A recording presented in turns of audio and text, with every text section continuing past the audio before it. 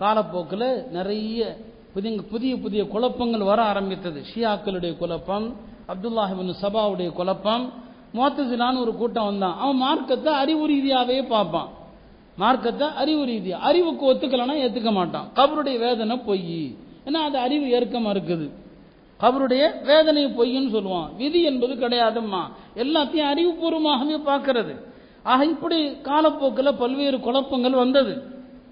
நம்முடைய உலமாக்கள், அறிஞர்கள் எல்லாம் எல்லா காலகட்டத்திலும் தோன்றிய அந்த ஃபித்னாக்கள், குழப்பங்கள் அனைத்திற்கும் தெளிவான பதிலை கொடுத்தாங்க. சில காலகட்டங்களில் தன்னை நபீன் வாதிடக்கூடியவர்களும் வந்தாங்க. மிர்சா குலாம் அஹமத் காதியானி பெரிய ஃபித்னாவன். இன்னைக்கும் உலகம் முழுக்க அவர் அஹமதியா என்ற அந்த பேரில் ஏகப்பட்ட இணையதளங்கள் அஹமதியாங்கிற பேரில் இருக்குது. நான் அதான் சொல்லுவேன், தயவு செய்து இணையதளங்கள் வழியாக இஸ்லாத்தை அறிய முற்படாதீர்கள். உலமாக்கள்கிட்ட இருந்து மார்க்கத்தை கற்றுக்குங்க. நீங்கள் போய் கூகுளில் போய் பார்க்கறது யாருடையதுன்னு உங்களுக்கு என்ன தெரியும்? ஏகப்பட்ட இணையதளங்கள் அஹ்மதியா ஜமாத்துடைய இணையதளங்கள். அவங்க தான் இன்னைக்கு ஆதிக்கமே அவங்க கீழே தான் இருக்குது. ஷியாக்களுடைய இணையதளங்கள், எக்கச்சக்கமான ஷியாக்களுடைய இணையதளங்கள் அரபியில் இருக்குது. இன்னைக்கு நிறைய அரபு வாலிபர்கள் அந்த இணையதளங்களை பார்த்துட்டு ஷியாவா மாறிட்டு இருக்கிறாங்க. அதில் சுன்னாலிருந்து ஷியாவா என்ன விவரம் தெரியாம உள்ள போய் மாட்டிக்கிறது. அப்ப அந்த ஃபித்னா மிர்சா குலாம் அஹமத் காதியானி தன்னை நபின்னு சொன்னா தேவந்து உலமாக்கள் தங்களுடைய வாழ்க்கையை அர்ப்பணிச்சாங்க. இந்த எல்லா குழப்பங்களுக்கு எதிராக தங்களுடைய வாழ்க்கையை அர்ப்பணித்தாங்க அந்த பெருமக்கள். அப்புறம் பல குழப்பங்கள் வந்துகிட்டே. ரஷாத் ஹலீஃபான்னு ஒருத்தன் வந்தான் அமெரிக்காவில். அவன் ஒரு புதிய ஆய்வு செஞ்சான். அவனும் தன்னை நபின்னு சொன்னான். அவனுடைய கூட்டம் இன்னைக்கு மெட்ராஸில் இருக்கிறாங்க. அந்த கூட்டத்துக்கு பேர் 19 கூட்டம். 19 கூட்டம்னு ஒரு கூட்டம் இருக்குது. உங்களுடைய கொள்கைகள் எல்லாம் எனக்கு விரிவாக சொல்றதுக்கு நேரம் இல்லை. இப்படி பல்வேறு காலகட்டங்களில் குழப்பங்கள். நீங்க தயவு செஞ்சு இந்த நெட்ல போய் யூடியூப்ல போய் கொஞ்சம் நல்லா பேசுறாங்கிறதுக்காக அதை நீங்க பார்க்காதீங்க. இன்னைக்கு எல்லாமே அதுல பார்த்து முடிவு செய்யற மாதிரி ஆயிப்போச்சு. இன்னைக்கு அதான் இன்னைக்கு ஆசிரியர் யாருன்னா அதான் நமக்கு. ஒரு காலத்தில் செல்போனை பயன்படுத்தாதீங்கன்னு கெஞ்சணும். இப்ப நிலைமை எப்படி வந்துருச்சுன்னா, நான் ஒரு ஆலிம்கிட்ட வேடிக்கையா சொன்னேன், நீ செல்போன்ல எதை வேணாலும் பார்த்துக்கப்பா, தயவு செஞ்சு யாருடைய பயானையும் கேட்டுறாது.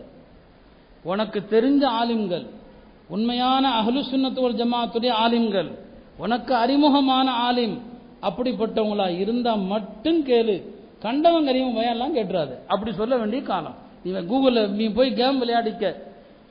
ஏன்னா உலக ரீதியான குழப்பங்கள் கூட பிரச்சனை இல்லை. ஆனா மார்க்கத்தில் குழப்பம் ரொம்ப ஆபத்தானது. இன்னைக்கு எல்லாம் அதுல போய் முடிவு செய்யறாங்க. அதுல தான் போய் என்னங்க பேருக்கு அதுல கொடுத்துருக்கிற அடையாளத்தை பார்க்கறது. கண்ட பெயர்கள் அவன் என்னென்னமோ அப்லோட் பண்ணி வச்சிருக்கிறான் உள்ள. ஒருத்தர் கேட்கிறாரு ஐரின்னா என்ன அர்த்தம்னு சொல்லி.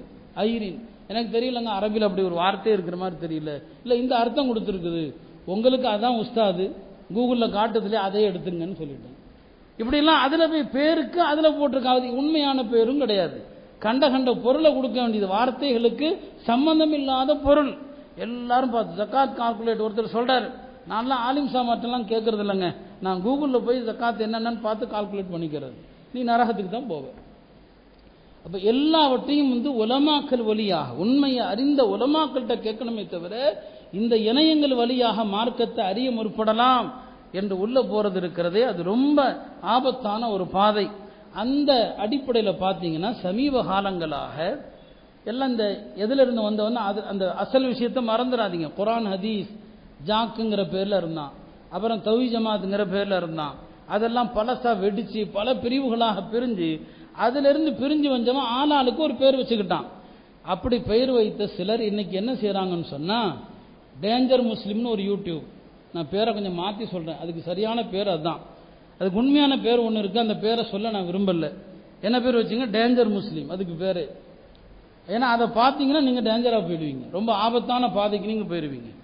பெருமானார் ஸல்லல்லாஹு அலைஹி வஸல்லம் அவர்கள் கியாமத்துக்கு முன்னால நடக்க போகிற சில குழப்பங்களை பத்தி சொன்னாங்க. தஜ்ஜால் வருவான், யாஜூஜ் மஜூஜ் வருவார்கள், இதெல்லாம் சொன்னாங்க. ஒரு அதிசய விலங்கு வரும் என்றெல்லாம் சொன்னாங்க.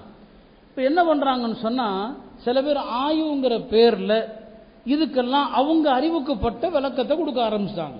ஆயுங்கிற பேர்ல தஜ்ஜால் வந்துட்டானா, 7 வருஷத்துல உலகம் அழிய போகுதான், இன்னும் 7 வருஷம் தானா, இந்த உலகங்கள்ல இதெல்லாம் ஒண்ணு, 7 வருஷத்துல இன்னும் அழிய போகுது. ஈசா அலைஹிஸ்ஸலாம் அவங்க இந்த உலகத்துல சில காலங்கள் வாழ்ந்து அதுக்கப்புறம் யாஜூஜ் மாஜூஜ் அதுக்கப்புறம் தான் உலகம் அழியணும். ஆனா இவங்க என்ன சொல்றாங்க, தஜ்ஜாலும் வந்தாச்சு, யாஜூஜ் மாஜூஜும் வந்தாச்சு, உலகம் இன்னும் 7 வருஷத்தில் அழிய போகுதான். எப்ப அழியுங்கிற அறிவு அல்லாஹ்வை தவிர யாருக்கும் கிடையாது. கியாமத்து திடீரென்று தான் வரும் என்று குர்ஆனுடைய ஆயத்துகளை அடிச்சு சொல்லுது. ஆனா இந்த டேஞ்சர் முஸ்லீம்ல வருஷம் கூட சொல்லிட்டாங்க, 7 வருஷத்துல அழிய போதான். அதனால தான் சொன்ன டேஞ்சர் முஸ்லீம் பேர் வச்சுக்கோங்க. அப்ப எவ்வளவு பெரிய ஆபத்தான கோட்பாடு. இவர்கள் சுய விளக்கம், சொந்த விளக்கம். இவர்கள் இம்ரான் ஹுசைன் ஒரு ஆள் இருக்கிறார். அந்த ஆள் தான் இந்த புதிய புதிய எல்லா கருத்துக்களுக்குமான தன்னை ஒரு பெரிய அறிவுஜீவியாக காட்டிக்கொண்டு நான் ஆய்வு செய்கிறேன், நான் குர்ஆனை ஆய்வு செய்கிறேன், ஹதீஸ் ஆய்வு செய்கிறேன் அப்படிங்கிற பேரில் இந்த புதிய கருத்துக்களை அந்த ஆள் சொல்லிட்டு இருக்கிறார். அந்த ஆளுடைய கருத்துக்கள்ல உலகத்தில் பல பேர் எடுக்கிறான். அதுல ஒருத்தன் தான் இந்த டேஞ்சர் முஸ்லீம்ல பேசுறவன். அந்த இம்ரான் ஹுசைன் சொல்றத அவர் தான் இவனுக்கு குரு. அவர் என்ன சொல்றாரோ அதை கேட்கிறான். இதை பார்க்கிற நம்முடைய சமூகத்தை சார்ந்த இளம் வயதை சார்ந்தவர்கள் ரொம்ப அழகா இருக்குது, ரொம்ப அற்புதமா இருக்குது, விஞ்ஞானபூர்வமா இருக்குது. இந்த அஜர்த்துமார்களுக்கெல்லாம் விஞ்ஞானம்லாம் தெரியாது, அதனால அவங்க எதிர்த்துட்டு தான் இருப்பாங்க. ஒன்று தெரிஞ்சுக்குங்க, விஞ்ஞானத்தையும் மார்க்கத்தையும் இணைப்பதே முதல்ல தப்பு, வழிகேடு. ஒரு விஞ்ஞான ஆய்வு இஸ்லாத்துக்கு தோதுவாக இருந்தால் அது அந்த விஞ்ஞானத்துக்கு பெருமையை தவிர இஸ்லாத்திற்கு அல்ல. ஒரு விஞ்ஞான ஆய்வு இஸ்லாத்துக்கு தோதுவா இருந்துச்சுன்னு வைங்க, இன்னைக்கு என்ன சொல்றான்னா இஸ்லாத்துக்கு பெருமை இல்லை, விஞ்ஞானத்துக்கு பெருமை, அவ்வளவுதான்.